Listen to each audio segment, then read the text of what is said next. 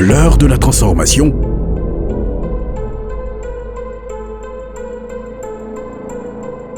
Une émission de l'Hôtel du Dieu Vivant. Avec le sacrificateur Bongé Kessi. Bonne écoute.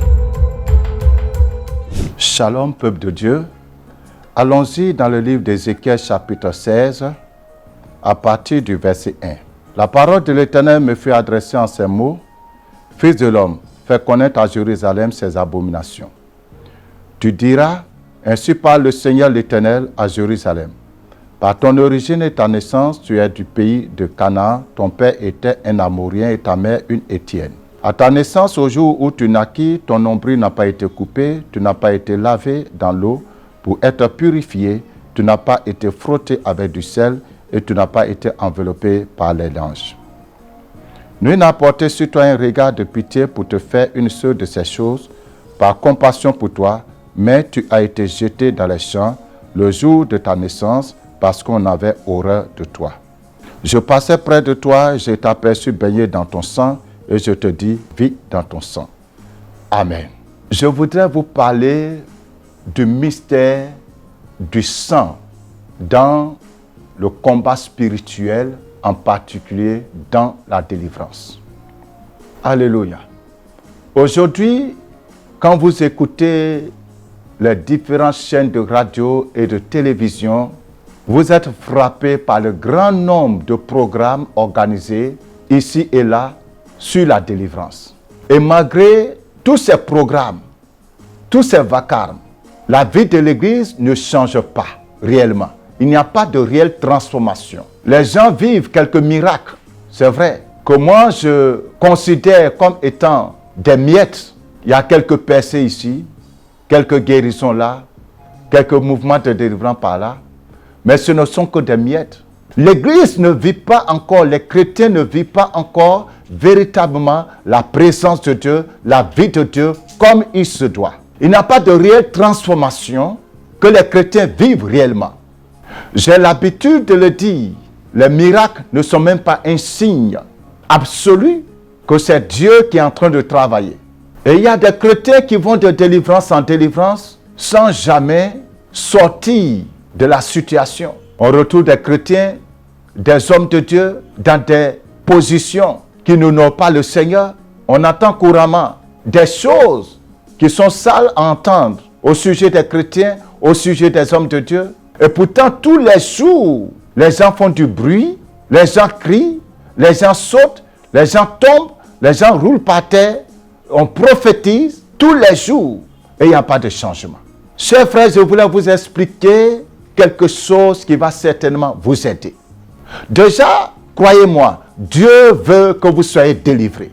Dieu veut que vous puissiez mener une vie libre, une vie restaurée, une vie transformée, une vie glorieuse, une vie à son honneur, surtout une vie à son honneur.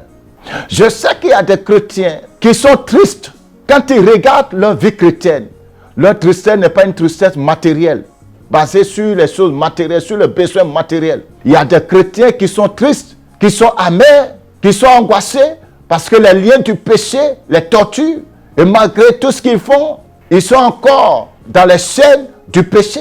Il y a des chrétiens qui veulent vivre à la gloire de Dieu, qui veulent mener une vie à la gloire du Seigneur. Il y a des hommes de Dieu qui veulent mener une vie pure, mais ils n'y arrivent pas. Mais ce test nous révèle le secret, où se trouve réellement le problème. Bien-aimés, lorsque nous donnons notre vie à Christ, il est vrai, nous recevons le salut. Si au moment où nous donnons notre vie à Christ, nous mourons, nous sommes sauvés. Mais puisque, après l'expérience du salut, nous continuons à vivre sur terre, il y a un travail que nous devons faire pour pouvoir mériter la vie éternelle. C'est un travail de sanctification. Mais ce travail de sanctification passe aussi par la délivrance. Parce qu'il y a des chrétiens, comme je le dis, qui veulent bien se sanctifier, mais ils n'ont pas la force de le faire. Et je vais vous montrer à travers ce texte où se trouve le problème. Parce que les gens vous parlent de délivrance. Les gens organisent plein de programmes de délivrance. On prophétise sur vous, mais on ne vous dit pas réellement qu'est-ce que vous devez faire, comment il faut prier réellement pour pouvoir sortir des griffes du diable. Tu ne peux pas combattre quelqu'un alors que tu es enchaîné. Il faut d'abord sortir de la prison. Tu ne peux pas combattre quelqu'un qui vit en toi, parce que ce qui est en toi est plus fort. Oui, on peut vous amener à faire des déclarations, on peut vous amener à faire des longs moments de jeûne, et vous allez finir tout cela et vous retrouver à la case départ, parce que le problème est ailleurs. Relisez le verset 6, parce que c'est là que se trouve le secret. Dieu dit, je passais près de toi, je t'aperçus baigné dans ton sang, et je te dis, vis dans ton sang. Je te dis, vis dans ton sang. Le problème se trouve dans le sang. Et je vais vous expliquer, cher ami. Déjà dans le Nouveau Testament, la Bible nous parle du fait que le Seigneur nous a racheté de la vaine manière de vivre, que nous avons hérité de nos pères. Mais comment nous héritons de nos pères? L'héritage provient du sang. L'héritage spirituel que nous recevons de nos pères nous est transmis par le sang. Il y a des comportements que nous avons, il y a des caractères que nous avons, il y a des malédictions qui sont sur nos vies, mais que nous avons hérité de nos pères à travers le sang. Et je sais qu'il y a beaucoup d'enseignements qu'on vous donne sur les liens de sang, mais je vais vous expliquer quelque chose qui peut vous aider. Et je voudrais m'adresser à ton cœur, à ton esprit, à ton âme. Dieu parle ici de la naissance au verset 4. Il dit à ta naissance, au jour où tu naquis, ton nombril n'a pas été coupé, tu n'as pas été lavé, etc. Donc en clair, il n'y a pas eu de séparation entre toi et ta mère et tu n'as pas été purifié. Le Seigneur est en train de nous donner des choses profondes dans ce texte. Souviens-toi mon frère, souviens-toi ma soeur, que tu es sorti des entrailles d'une femme. Lorsque ton père a déposé la semence, cette semence est restée pendant 9 mois dans les entrailles d'une femme. Là, dans les entrailles, tu étais dans l'eau pendant 9 mois. Et pendant ces 9 mois, tu t'es développé. Pendant ces 9 mois, tu as eu une vie pendant ces 9 mois. Pendant ces 9 mois, tu es déjà un être humain, avec un corps, une âme et un esprit. Tu sors du corps de ta mère en tant qu'un être humain à part entière. Tout le reste, c'est le développement. Mais qu'est-ce qui s'est passé dans les entrailles de ta mère? Quels sont les mystères? Qu'est-ce qui s'est passé dans les entrailles de ta mère? D'abord, qui était ta maman? Qui était même ton père? Comment est-ce que tu es né? Si vous voulez sortir des liens du diable, si vous voulez sortir des liens du péché, de certains liens, des vices qui sont dans vos vies, que vous retrouvez dans vos familles, vous avez besoin de retourner en arrière, retourner à vos origines. Qui était ton père? Celui qui a déposé la semence dans les entrailles de ta maman. Il y a des enfants qui ont été conçus, qui ont été engendrés par un père, qui était un coureur de jupons, un homme qui avait une avidité sexuelle incontrôlée, qui va avec toutes les femmes. Et après avoir fait le tour des femmes dans la semaine, ou bien même dans la journée, il est venu croiser ta maman, et c'est à la suite de cela qu'il y a eu fécondation. Mais pendant qu'il partait coucher, qu'il partait avoir affaire avec ces différentes femmes, il recevait des semences. Il s'injectait sans le savoir. Il recevait dans ses entrailles des semences impures. Il recevait des dépôts impurs. Il contractait des esprits. Il contractait des malédictions. Et vous savez même que sur le plan médical, on contracte des maladies par des rapports sexuels. Sachez aussi que sur le plan spirituel, c'est une réalité profonde sur le plan spirituel. On contracte des esprits, on contracte des malédictions par des rapports sexuels. C'est pour cela, vous chrétiens qui ne restez pas tranquilles, vous devez tout faire pour sortir des liens du péché sexuel. Donc ton père, peut-être que la femme avec qui il a eu des rapports avant de venir croiser ta mère est dans la sorcellerie. Peut-être que cette femme est dans l'occultisme. Elle est magicienne, elle est nécromancienne, elle est dans le fétichisme, elle est animée d'un esprit de divination. Et ton père a eu des rencontres avec cette femme. À la suite de cela, il allait rencontrer ta mère et il t'a conçu. Ton père t'a conçu avec quoi? Quelle semence? La semence que ton père a injectée à ta mère est une semence empoisonnée. C'est une semence empoisonnée, une semence déjà marquée par un esprit impur. Déjà même par l'esprit de prostitution, ensuite par l'esprit de sorcellerie, ou bien de la magie, ou de l'occultisme, ou de la divination. Puisque c'est le même organe qui est utilisé. C'est le même organe qui est utilisé. Donc il peut transférer une semence empoisonnée à ta mère. Et ce jour-là, ta mère est dans de bonnes dispositions et elle tombe enceinte de toi. Ton père lui-même, qui était-il? Quelles sont les pratiques dans lesquelles il était? Si ton père était un alcoolique fin, ou bien un sorcier, un rosicrucien, un magicien, c'est la même chose, cher ami. La semence qu'il transfère à ta mère, cette semence-là sera accompagnée par un esprit impur. Un démon va s'attacher à cette semence. Une mauvaise énergie, une mauvaise onde va s'attacher à cette semence. Cette semence va aller féconder et il va avoir enfant. Si le problème ne vient pas de ton père, si tu n'as pas hérité certaines choses de ton père, le plus gros combat se trouve au niveau de la mère. Parce que c'est dans ses entrailles que tu passes ton séjour de 9 mois. D'autres même en font plus. Maintenant, ta maman, qui était-elle? Est-ce que tu connais l'identité spirituelle de ta mère? Supposons que ta mère est dans la sorcellerie. Et pendant qu'elle était enceinte de toi, elle sortait de son corps pour aller pratiquer sa sorcellerie. Et quelquefois, elle peut donc aller avec toi dans ces rencontres nocturnes. D'autres fois, elle va te laisser, elle va sortir seule de son corps pour partir dans ces rencontres. Mais tout compte fait, lorsqu'elle revient avec cette énergie de mort, cette énergie négative, quand elle revient reprendre son corps, après avoir mangé la chair humaine, après avoir bu le sang, après avoir fait toutes ces pratiques diaboliques, quand elle revient, toi tu es dans ses entrailles. Le fœtus que tu es, l'embryon que tu es, le bébé que tu es dans ses entrailles, reçoit la chaleur, reçoit l'énergie, reçoit les ondes qu'elle a emmagasinées dans son corps pendant ces pratiques de sorcellerie, dont ton corps se forme, ton sang se forme, ton âme se forme, ton esprit se forme avec cette énergie diabolique.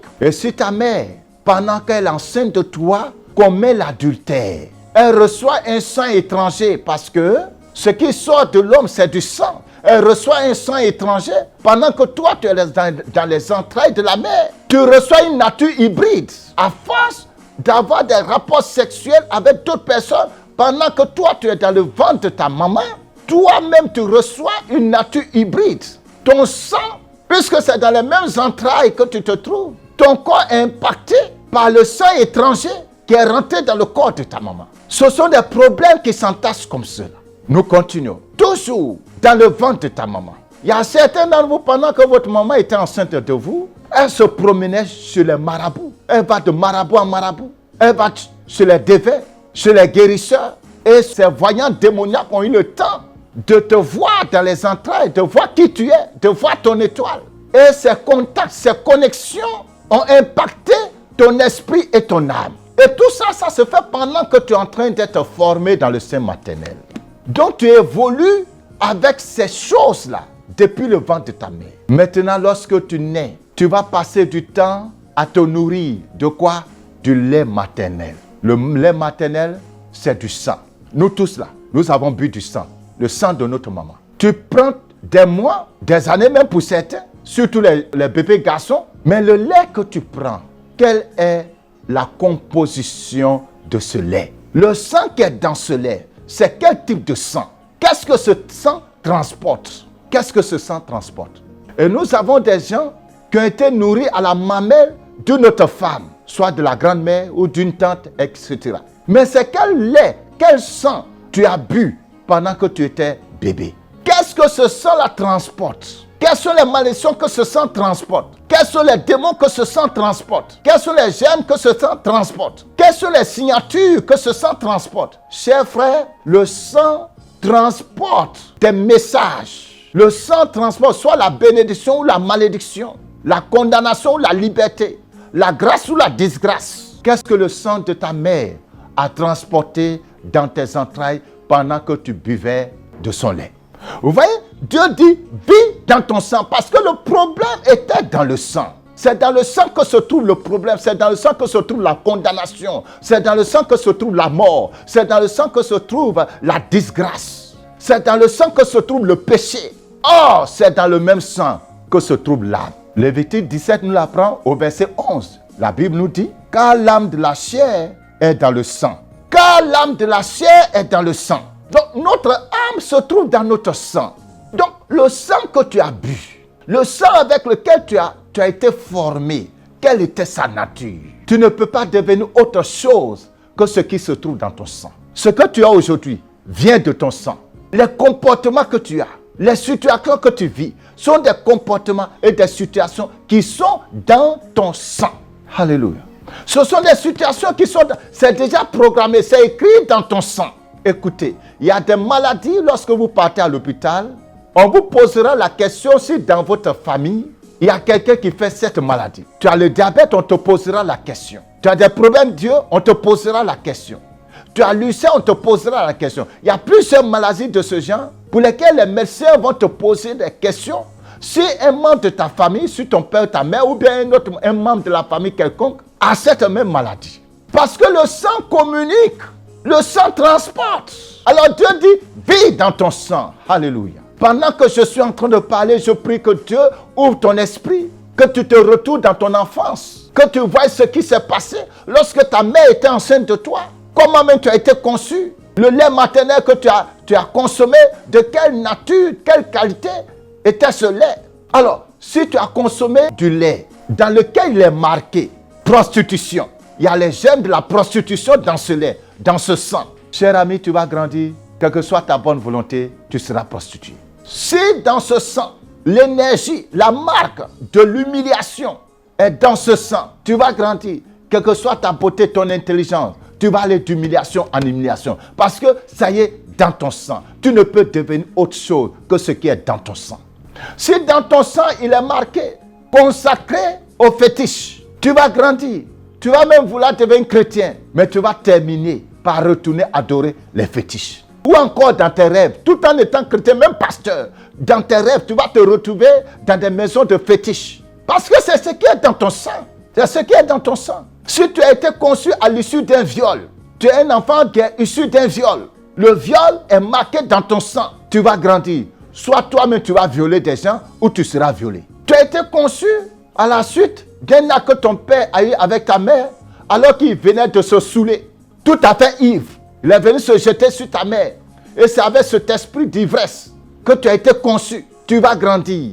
À un moment donné de ta vie, ce même esprit qui était à la fondation de ta formation va se manifester dans ta vie parce que ça y est dans ton sang. Le problème de la délivrance se trouve dans le sang. Le problème du péché se trouve dans le sang. Si vous voulez être délivré du péché, si vous voulez être délivré des esprits impurs, réglez le problème dans le sang. Et je voulais dire aux hommes de Dieu, arrêtez de faire du spectacle. La délivrance, ce n'est pas du spectacle. Réglez le problème à la base. Parce que le problème est un problème de condamnation qui se trouve dans le sang. Beaucoup d'entre vous, vous êtes rentrés dans la délivrance parce que c'est ce qui marche. Ce n'est même pas votre appel. Ce n'est même pas votre ministère. Tout comme aujourd'hui, tout le monde est devenu prophète. Tout d'un coup, tout le monde prophétise maintenant sur les nations. Tout le monde, dans notre pays-là, tout le monde est devenu prophète de nations. C'est la mode. Les gens ne comprennent même pas l'implication des différents ministères. Ils rentrent dedans parce que bon, c'est ce qui marche. La délivrance est une science de l'esprit. La délivrance est un domaine de l'esprit, c'est un domaine de révélation, c'est un domaine de connaissance. C'est pour cela la Bible a dit, vous connaîtrez la vérité et la vérité vous affranchira. Vous ne connaissez même pas la vérité, vous n'avez aucune révélation, vous lisez les livres des gens, vous écoutez les témoignages des autres, vous venez, vous commencez à rentrer dans le ministère de délivrance. Vous-même, vous n'avez aucune rencontre personnelle avec Christ pour avoir le mandat pour exercer le ministère. Et malheureusement, beaucoup sont allés tendre la main à des esprits pour venir faire du spectacle. Ils vont lever la main, les gens vont tomber, se rouler par terre, et puis on dit c'est la délivrance. Ça, c'est du spectacle. La délivrance, c'est un ministère de transformation. La délivrance, selon le Saint-Esprit, c'est un ministère de transformation. Les vies sont transformées. Les vies sont transformées. C'est ça la véritable délivrance. Parce que la véritable délivrance va arracher la personne, va arracher l'individu au démon qui le fait pécher. Le démon qui vit dans son sang, qui l'amène à pécher, qui l'amène à se rebeller contre Dieu. Là. La délivrance va aller arracher ce démon-là, faire sortir ce démon dans son corps. Chers amis, les démons vivent dans le sang. Les démons vivent dans le sang. Ils se nourrissent de notre sang. Dans notre sang, il y a notre énergie. Il y a notre vie. Dans notre sang se trouve notre identité. Et c'est là que les démons vivent. Ou encore, pour être plus juste, c'est là que certains démons vivent. Et les démons qui vivent dans le sang sont plus dangereux que tous les autres démons. Le démon qui vit dans ton sang te contrôle parce que c'est le sang qui fait ta vie. Tu vas mener la vie que ce démon-là veut que tu vives parce qu'il est dans ton sang. Chers frères et sœurs, vous êtes chrétiens depuis des années. Vous menez une vie chrétienne de routine. Vous tombez aujourd'hui, vous vous relevez, vous retombez, vous relevez. Vous êtes même pasteur. Mais vous êtes dans des choses graves. Écoutez-moi, chers frères. Certains d'entre vous, il y a la programmation qui est dans votre sang. Cette programmation-là dit, vous avez été programmé pour faire le maraboutage, pour faire la divination, pour lancer Cori. Vous avez été programmé pour ça. C'est écrit dans votre sang. Alors quand vous venez à Christ, le démon il n'a rien à voir avec ça. Vous pouvez venir à Christ. Mais le sang qui circule dans ton corps là, ce sang-là dit que toi, tu dois pratiquer la divination. Tu dois lancer Cori. Donc à un moment donné de ta vie chrétienne, cet esprit va commencer à se manifester et tu vas croire que c'est le Saint-Esprit parce que tu parles en langue. Sans savoir que le parler en langue même dont tu es en train de parler là, ce parler en langue, c'est un langage de démon. Bien-aimé, j'ai vu plusieurs pasteurs, plusieurs serviteurs de Dieu parler des langues de démons, prophétiser après avoir parlé en langue, donner des paroles de connaissance, alors que c'est des démons qui sont en train de parler. Pour ceux qui ont lu mon livre, Livre de délivrance, j'ai donné un témoignage très percutant dans ce livre. Frère, le véritable parler en langue, qui est le Saint-Esprit, qui est le langage du Saint-Esprit, signifie que l'Esprit de Dieu est en toi. Et si l'Esprit de Dieu est en toi, alors les fruits doivent être vus en toi. Toi, tu parles en langue du matin jusqu'au soir, mais tu es rempli de caractères exécrables, arrogants, orgueilleux, méchants, jaloux, impudiques, inconstants, déloyaux. Ça, c'est le Saint-Esprit, ça. Ça, c'est le Saint-Esprit. Non, cher ami. On reconnaît la présence du Saint-Esprit dans la vie de quelqu'un, non pas par les miracles, non pas par les actions spectaculaires, mais par la nature, par le fruit, la nature, ce que la personne produit comme nature. Tu es possédé par l'esprit de ta famille. Tu es manipulé par l'esprit de ta mère, de ton père. L'esprit qui a vécu dans le sang de ton père. L'esprit qui a vécu dans le sang de ta mère. Tu es possédé de ça, tu es manipulé par cet esprit. Tu viens porter le col blanc, tu attrapes une Bible, tu dis tu es prophète. Tu dis tu es chantre. Et regardons aujourd'hui nos chantres. Regardons aujourd'hui nos prophètes. Parce que les gens n'ont pas connu véritablement la transformation. Ils n'ont pas été séparés. Le sang n'a pas été vivifié. Le sang n'a pas été nettoyé. Le sang n'a pas été purifié des gemmes des démons. Tu vis la vie que tu mènes aujourd'hui parce que tu as été marqué depuis la naissance. Tu as été marqué depuis le sein maternel. Et cette marque est dans ton sang. Et je prie que pendant que je suis en train de te parler, que le Saint-Esprit prenne contrôle. Que l'Esprit de Dieu enlève les écailles des cieux. Et que tu voies ta vie. Et que tu voies réellement là où tu te trouves. Et comprenez-moi. Là où le démon qui est dans ton corps vit, c'est là que tu vis dans le spirituel. Si dans ton sang, c'est un esprit des eaux qui vit, la marque de l'esprit des eaux est dans ton sang, alors spirituellement, ton âme va se trouver dans l'eau. Si c'est la marque des masques, le masque de ta famille qui est dans ton sang, alors spirituellement, tu vas te trouver dans les cases de masques, dans les forêts. C'est là-bas que ton âme va se trouver, parce que ton sang, c'est ton âme. Si vous voulez une véritable délivrance, une véritable transformation, vous avez besoin d'invoquer la puissance de la croix. Le Seigneur, sachant que le problème se trouve dans notre sang, a donné sa vie à la croix pour que son sang coule. Alléluia. Pour que son sang coule. Afin que ceux qui vont l'accepter, que non seulement leurs péchés soient pardonnés, mais aussi que leur sang soit purifié, que leur sang soit nettoyé, que leur sang soit vivifié. Comme Dieu l'a dit ici, vis dans ton sang. Alléluia. C'était en prévision de l'œuvre de la croix. Parce que la Jérusalem aujourd'hui, c'est l'église. La Jérusalem aujourd'hui, c'est toi. Toi qui es né de nouveau, qui est sorti des entrailles de ce monde des ténèbres, qui a été racheté et qui a été transporté dans le royaume de sa gloire. Il faut maintenant que ton sang soit vivifié. Alors je vais te montrer un secret. Juste touche ta veine. Il y a plusieurs manières de prier, mais je vais te donner juste une manière simple de le faire. Tu prends juste ta main de cette manière. Tu prends ta veine. Tu vois, quand on veut te faire perfusion, là, voilà. Si tu veux, tu prends de l'huile d'onction. Pour ceux qui utilisent l'huile d'onction, mais ce n'est pas obligé. Tu mets l'huile d'onction sur la place, sur ta veine. Tu commences à frotter, si tu le veux. Mais tu peux le faire sans appliquer l'huile. Mais tu commences à frotter, tu commences à prier. Tu invoques le sang de Jésus-Christ dans ta veine. Que le sang de Jésus-Christ rentre dans ta veine. qu'il ait une transfusion sanguine du sang de la croix. Et que le sang de Jésus purifie totalement ton sang pour enlever, pour éradiquer, pour nettoyer, pour purifier, afin que les gemmes, les marques, les signatures, les ondes, les énergies négatives que tu as emmagasinées dans le sein de ta mère, jusqu'à ce jour, que ces énergies, que ces marques soient nettoyées. Aussi, il ne faut pas te plaire dans la situation de péché dans laquelle tu te trouves. Dans notre famille, c'est comme ça on est. Non, mais toi, tu ne fais plus partie de cette famille. La Bible dit que tu es une nouvelle création. Donc, tu ne fais plus partie de cette famille. Tu ne dois plus tu ne dois plus avoir les mêmes comportements que ton frère, ta soeur, ton papa ou bien ta maman. Tu dois changer de vie. Tu dois être transformé. Donc, il faut prier pour que les racines du péché qui sont dans ton sang, que tu as hérité de ton père, que tu as hérité de ta mère, que ces racines-là soient ôtées. Comme le Seigneur le dit, vis dans ton sang. Il faut que la vie rentre dans ton sang. Il faut ordonner que la mort sorte de ton sang. Il faut ordonne à ton sang de vomir la mort. Ordonne à ton sang de vomir la prostitution. Ordonne à ton sang de vomir la masturbation. Ordonne à ton sang de vomir l'adultère. Ordonne à ton sang de vomir l'humiliation, de vomir le propre. Ordonne à ton sang de vomir ces choses. Parce que tu es une nouvelle création.